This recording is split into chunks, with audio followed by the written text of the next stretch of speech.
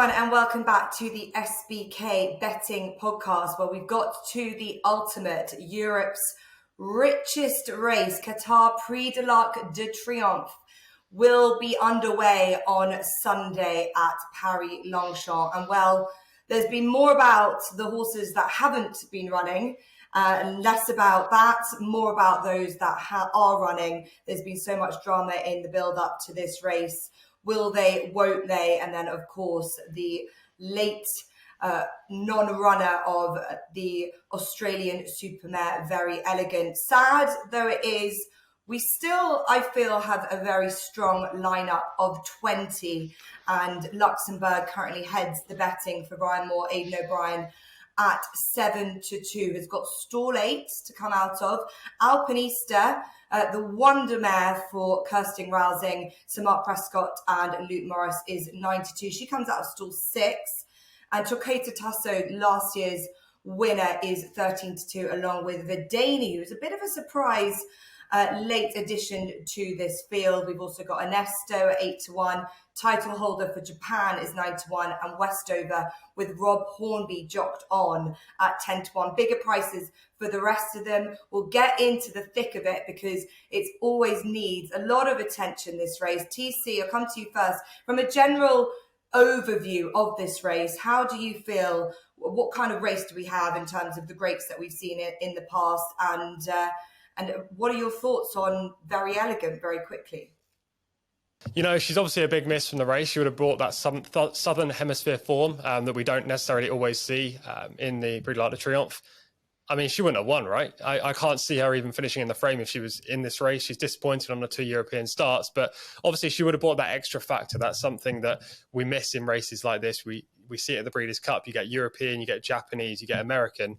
It would be nice to see more than a couple of continents represented here. But you know what? I don't think the race necessarily lacks star quality that it would have had if Very Elegant was in the field.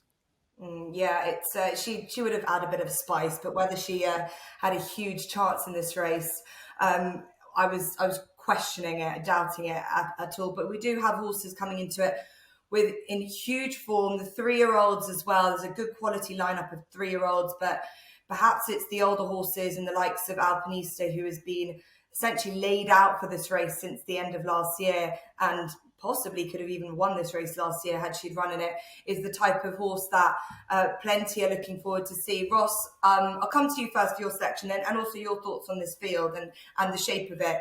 Do you feel, from what we saw last year, which was a shock, do you think that we've got a better kind of race, or do you think we could have another shock up our sleeves? I'm not certain last year was a shock, to be honest, Jess. I think he was just the horse that handled conditions best. And it does look, I mean, I'm in the south of France, but we've had plenty of rain. It looks like Longchamp have had plenty of rain as well. I don't think it'll be as heavy as last year, but it's certainly going to be soft, which is going to definitely suit Torquato Tasso better than any ground he's encountered so far this year. So I don't think he should be dismissed, but he is drawn out very wide, which is going to demand more from him this year, I think. I think it's very competitive, and I think there's a lot of slightly unknown elements. You know, Luxembourg was really impressive, having been away from the trap for a while last time, stepping up to a mile 4, which I think they've always thought was going to be his trip. Vadeni looks like he'll stay, and he's had a sort of touch of star quality throughout. But the one I've been really keen on right away from basically last year when Torquato Tasso won it was Alpinista, because she beat him in the Prix de Berlin last year, early in the year, and she's just carried on. I think her form last time in the Yorkshire Oaks was really impressive. I don't think they went quick enough early on for her. It would have certainly suited Tuesday more, who had sort of mile and 10 furlong tactical speed, but Alpinista knuckled down, showed a bit more speed than I think anyone thought she perhaps had. And I don't think she was hard pushed to see off Tuesday, if I'm honest. She'll handle this soft ground. And I think she's the most adaptable in the race. I was trying to figure out where the pace would come from. And I don't think there is an abundance of early pace. You know, Luxembourg, Torquato Tasso, Vadeni, Ernesto, I think they're going to want to be sort of weighted with. They're going to want to close late on. So where does the pace come from? I mean, possibly Westover, unless they roll the dice and try and get him to drop it and settle. But it's a pretty risky tactic, when you only get one chance at an arc as a 3-year-old. So I thought maybe the pace from Westover, possibly Broome. I think Westover connections will be hoping that's not the case, because Broome did a proper number on Westover last time and set him alight. I think Alpinista can just from a nice draw can sit in behind them. She clearly doesn't need a lead into the race. She can make her own running. She'll pick it up when she wants to pick it up. If they're going quick enough for her, then Luke Morris will sit. If they're not, I think he'll go on and make it a real test of stamina. She's never run over further than the mile 4, but she was entered over a mile 6. Looks a thorough stayer. I think she's got by far the most going for her. She's got a nice draw. She'll handle the soft ground. She's definitely going to stay. She's got cracking form in the book. I think she's got an outstanding chance. One that just interested me at a really big price, and it's a bit of a wild swing, is Mostadaf. He's 2 from 2 on soft ground on the turf. He's 3 from 3 when the all-weather has been described as riding slow, including last time over a mile 4 in a group 3, where he stayed on really well and did it quite cosily. He's slightly unexposed at this 111 mile 4, I thought. I think he probably ridden to place. That might just mean he sort of runs into a place late on. He probably won't commit as early as some that are trying to genuinely win it.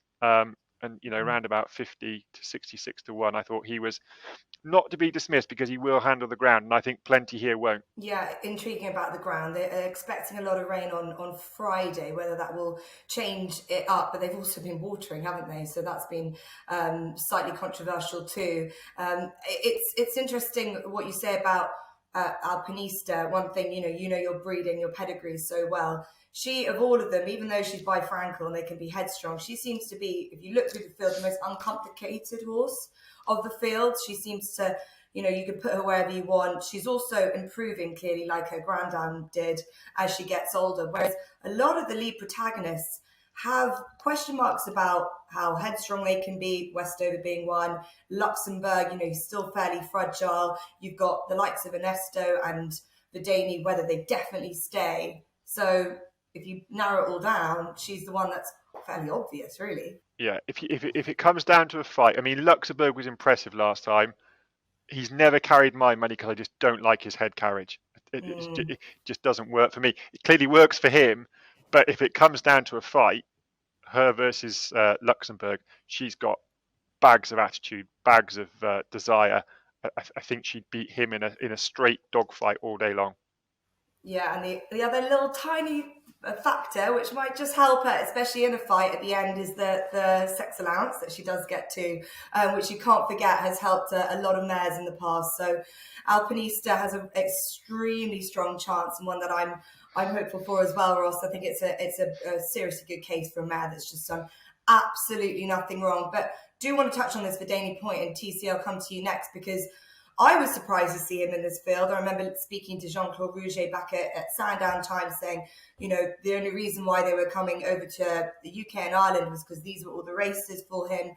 He's a 10 furlong horse, and that's about, the limits of him being by a miler. And then he runs quite a funny race in the Irish Champion Stakes. And I don't know whether maybe Christophe Soumillon got all the luck for him in the Eclipse, but it just didn't go quite his way at Leopardstown. How did you work out that race? And did he scream to you when you saw it as a 12 furlong horse? Interesting question. I wouldn't say he's necessarily ideally suited to a mile 4. Don't get me wrong. I mean, based on what he's done so far, he's not a mile 4 horse. But at the same time, I think he shapes as well as so he could get a mile 4. I mean, last time in the Irish Champion, he was held up last. The race was run at a weird clip tactically up front. They went super hard. Then there was a huge gap back to the protagonists. Luxembourg had the jump on Vadeni and also Mishrif, who were positioned behind him in the run. And track advantage can be such a big thing in races like this, the way that race panned out with a lone front runner, a horse chasing, and then a pack. So I think that suited Luxembourg. And actually the way Vadeni finished was enough to suggest to me that he could get this trip. Now, I'm not buying any of this rubbish that people are putting on Twitter that he should have won that race with a clear run. I think that's a load of garbage. I think that's absolute tosh. Like, there's no way he would have won that race. He switched to the inside, which wasn't ideal, but he didn't lose much momentum, and he still got beat hands down by Luxembourg. I'm not a buyer of Luxembourg at all, and I think 3-1's a horrific price. Now, this horse, as Ross touched on, has not got the best head carriage. He's long been highly regarded. He's long been considered an arc prospect for the future. But at the same time, in the Versa Futurity, it was a super weak race. He didn't impress me visually. The horse that finished second, Sissoko, hasn't been seen since. And the third, Bayside Boy, produced the best subsequent piece of form, which was a listed win. Then Luxembourg ran in 2,000 guineas. Fine, that was an okay effort. Got beat by two Godolphin horses who were exceptional, and he stumbled at the start. Maybe that was a career best performance. Then in the Royal Whip, he looked slow. Poor RPR of just 111. And then last time in the Irish Champion here, things go his way. 3-1, I think, is a terrible price, and you have to look elsewhere. Torquato Tasso, who Ross has touched on, has drawn 18, and that's just enough to put me off. I think he's a major player, though, especially on last year's effort. So it was mainly a case of just ruling out some of these leading protagonists in the market based on the poor pricing, the weak stall positions for some of the leading protagonists, and that kind of left me with Vadeni. I mean, if you go back to the Prix de Jockey Club, is that not the best or the second best piece of form in the race? I think so. He's going to get a big field, which will suit. He likes the hustle and bustle. I think he's going to get a fair gallop because Stay Foolish will go to the front from stall 20. There is no other option for this horse.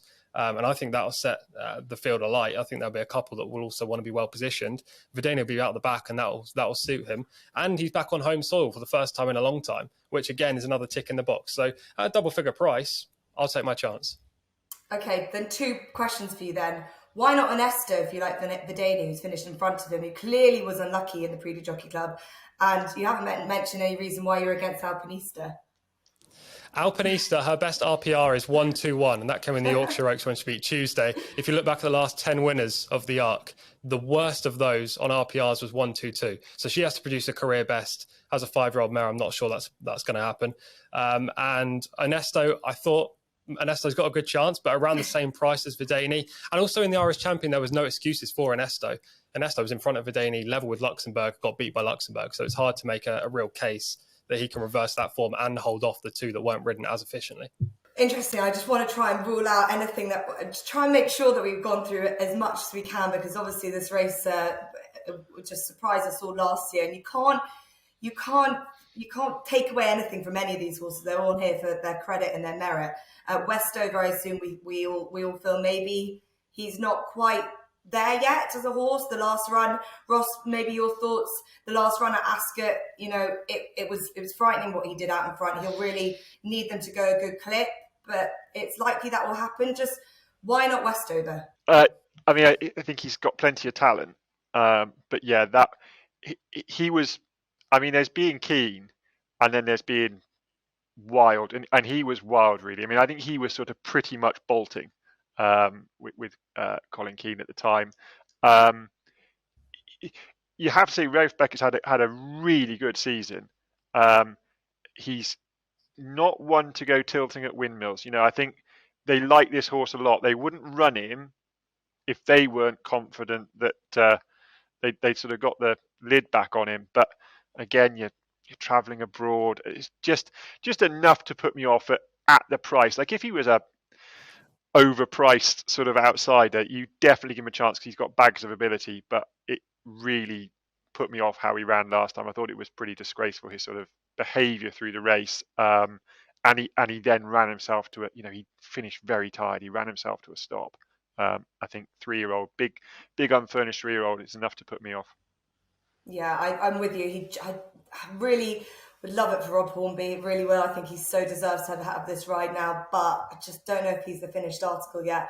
He could be better next year. I hope that he stays in training. He is the classic winner in the field. Okay, we've given it a good go over a lot of these main protagonists. Obviously, you've got the Japanese horse title holder. Is it their opportunity?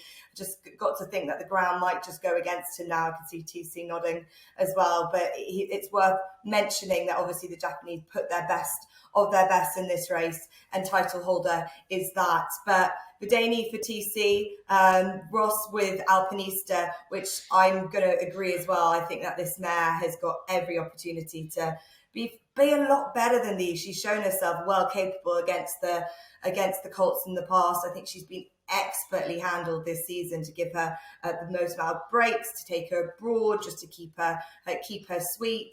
And yes, she needs to post a career best, as TC says, but she already did that against Torquato Tasso at the middle of last summer, and he went and won the Arc.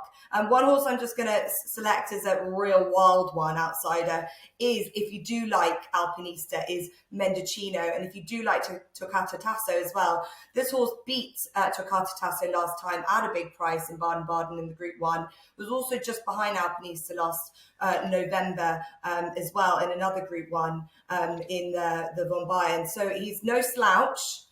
He's about 25 to 1, and he's a horse by all the flog out of a pivotal mare that will relish a bit of ease in the ground. So could be there with a shout. You can't dismiss these German horses. So that's a place selection as well for the Prix de l'Arc de Triomphe. I think we've given it our best, guys. We definitely want to make the most of trying to suss out any quirks in a lot of these horses. It's going to be fascinating. I thought it was really intriguing that the lead UK and Irish horses, being Alpinista coming out of stall 6, Westover coming out of 7, and Luxembourg out of 8. That's definitely the sweet spot of where you want to be. So that's the Prix de l'Arc de Triomphe on Sunday at ParisLongchamp, run at 3:05 UK time. So really looking forward to that, and plenty will be pleased to see when it's over. It means it's the start of the jump season, definitely for Ross Millar anyway. So we'll crack on and look at what else is there to look forward to over the weekend, because we've got naps and place selections. So perhaps, and then we'll get into our stat attack as always as well. So perhaps Ross, you'll let us know where your nap selection comes from this weekend. The naps in the 151 at Ascot, the first race on their card, and it's King's Lynn. He's had impossible tasks the last twice in the King's Stand at Royal Ascot, and then trying to back up in the Platinum Jubilee. He's just simply not that class. But his record in Group 3 and listed level contests is excellent. And he arrives here fresh. He's not run since Ascot. Plenty of these in the field have had a busy enough season. He stays 6 furlongs, so this stiff 5 I think should suit him really well. I thought 5 to 1 was a big price about him. I think he's a decent horse at this level. I think he'll take some beating. Okay, that's King's Lynn in the 151, the Rhis Stakes at Ascot on Saturday. TC, where's your nap selection coming from? Yeah, it was a head-to-head, TC versus Ross in the 151 at Ascot. I'm with Manican, who's going to be the favourite in here. A reasonably short price, I think around 130, 3 to 1-ish. Tis Marvellous won this race last year, but it was a weak renewal. This time around, it's much better, and there's a horse, a 3-year-old in here in Manican, who's rapidly improving up the ranks. Last time out, he was super unlucky not to win a Group 3 at Newbury. Wasn't given the best ride, had to weave it in and out of traffic, and only got beat in a photo. I think on that evidence and his previous victory, he's well capable of winning a listed class race. And he's already been successful at Ascot in the Shergar Cup this year. So I'll definitely be taking Manican in the Rhis Stakes. Okay, TC Ross Millar battle. We haven't had one of those for a while to kick off proceedings at Ascot on Saturday. I'm also at Ascot. It's got a really good card, in fact, throughout the course of the day, and only 6 races as well, as it should be. The 225, the Cumberland Lodge Stakes, the Group 3, got Hamish reappearing after his excellent second in the Irish St. Ledger, but that was over 1 mile 6. He's back down to 1 mile 4, where I think he could be a little bit more vulnerable. He also needs to give heaps of weight away, including to my selection, Cresta, who is 9 to 2. He put up a career best when winning the August Stakes, the listed race at Windsor last time out. That was a really impressive display. He absolutely bolted up. He's in against his elders here, but he was last time as well. And I think he can take advantage of the weight that he's receiving from his elders, and also the fact that there should be a good bit of pace on here as well. So really like the chances of Cresta for Freddie and Martin Mead, and David Probert on board. Okay, nap section's done. Bit of interest from Ascot, and I imagine we've got some place selections from further afield, as there's plenty of racing on. And as always, SBK has place only odds on all races. So Ross, where is yours from? 321 at red card, Jess. And I really like Jumbo, to the point he could have almost been a big price nap. He arrives here fresh. I like horses at the back end of the year that arrive fresh. Plenty have had busy seasons. His last run was again at Royal Ascot in the Windsor Castle Stakes, where he finished 5th.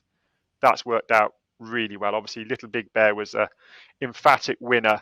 But then the three that finished in front of him, Eddie's Boy, Rocket Rodney, and Chateau, are rated between 102 and 107. He's got bags of upside to him. His initial debut win was over an extended 5 furlongs. He's run twice over 5 furlongs since then. Now steps up to 6. He was staying on really well late in the day in the Windsor Castle. He saw it out really well. I think that's the outstanding piece of form in the race. He's around about 10, 11 to 1, I think. 11 to 1 with SBK. I think that's a huge price. I think he could well win it, but at that sort of price, you can have a place saver as well. Okay, yeah, we've got 11 to 1 for Jumbo, Hayley Turner on board for Tom Clover, who's had an excellent season. So that's the 321, which is the 2-year-old trophy, the listed race at Redcastle. Another excellent race and a good field size for that pot too. TC, your place play, please. Yeah, the place play this week is going to be Crystal Estrella in the 131 at Newmarket. She's trained by Sir Michael Stout and is around 7 to 1 at the moment. I imagine she'll go off a little bit shorter. This race is dominated by a Chabot runner called Al Huzn at the top of the market, but I prefer Crystal Estrella for a win play and a place play in here. This filly took a while to get going last year in her 2-year-old season. She's a typical Sir Michael Stout, slow-burning, middle-distance prospect. Last year, she finished mid-div in her only race, but this year, she came back on a season appearance, finished 4th behind Emily Upjohn in a decent maiden, showed good promise that day from mid-division, moved up the pack, finished 4th. And then last time out, she beat, albeit a weak group, very impressively at Goodwood. I think she'll take another step forward, and her mark right now looks perfectly reasonable to me. I think she's going to be a 100-plus filly in the making. So Crystal Estrella in the 131 at Newmarket. Yeah, she could be given a bit of a gift for the handicapper at a mark of 89, and she's 7 to 1 at the moment. Newmarket hosts a really good card, including the Sun Chariot Group 1, which is a fascinating race, and we'll see how that all pans out as well, with Saffron Breach trying to make it back-to-back victories. For me, I'm going back to Longchamp. Obviously, we've got a glittering array of horses appearing outside of the Prix de Triomphe, and the Prix de l'Abbé for the sprinters is always a fabulous race, quite difficult to watch, coming down the middle of the track, and with plenty of runners as well. It can be a bit of a cavalry charge with 19 runners. And I am going to put my faith back into last year's winner, A Case of You, who's 10 to 1. He possibly hasn't been seen to best effect over the last couple of runs. Definitely last time over on home shores in Ireland at the Curragh, where he was very wide and he had no opportunity at all out on the wing. He probably needs a lot more cover, which he got in last year's race. And I think that this race hopefully will bring out the best of him for the Aidan McGuinness team. So he's had a win. That was early on in the year at Meydan. He's been a little bit hit and miss so far the rest of the season, but I'm sure they have been eyeing up this race and a repeat success all season. So A Case of You at 10 to 1, and I think is a bit of good value for last year's winner. So those are all the nap and place selections. TC, your moment of truth, your stat attack time. Yeah, we're back to the flat this week after a poor stat attack over jumps last week. And it's Charlie Appleby who's the person in question here. He has a 25% strike rate with his 2-year-olds at Newmarket, which have produced a £1 level stakes profit of plus £36.54 throughout his career. Now, on Saturday at Newmarket, he unleashes 2 supremely well-bred 2-year-old colts. If you follow me on Twitter, you'd have already seen the tweet about this. But the first one is Imperial Emperor, who's the son of Dubawi out of Group 1 winning mare, Zukova. And he's also a full brother to First Ruler, who's a very good horse right now for Charlie Appleby. He makes his debut in the 317. And the horse that I'm even more interested in is Military Order, who runs in the 352. He's a son of Frankel and is a full brother to Adiyar. Now, this seems like a big day for Charlie Appleby. It seems like he's unleashing 2 of his best late-season 2-year-olds. And I'm really hopeful that we'll potentially see a superstar in the making there. Okay, Charlie Appleby, he's got quite enough weekend from his stand, especially in ParisLongchamp. Not a huge amount of runners, no runners in the Arc at all. So see what these 2-year-olds are made of, because he's had a really good handle on that division over the course of the season. Okay, that is Stat Attack. We've got place selections, we've got nap selections, we've got everything that you need for really busy weekend racing. A reminder that new SBK customers can get £30 in free bets by depositing £10. T's and C's always apply. Thank you as always for listening. listening. Make sure to like, subscribe. You can listen to us on all your favorite podcast apps, but also the content that we have on our YouTube channel from our ambassadors, including stable tours, are always well worth listening to. So make sure to keep up to date. Big thanks to Ross and to TC. Best of luck for this weekend, and we'll see you next week.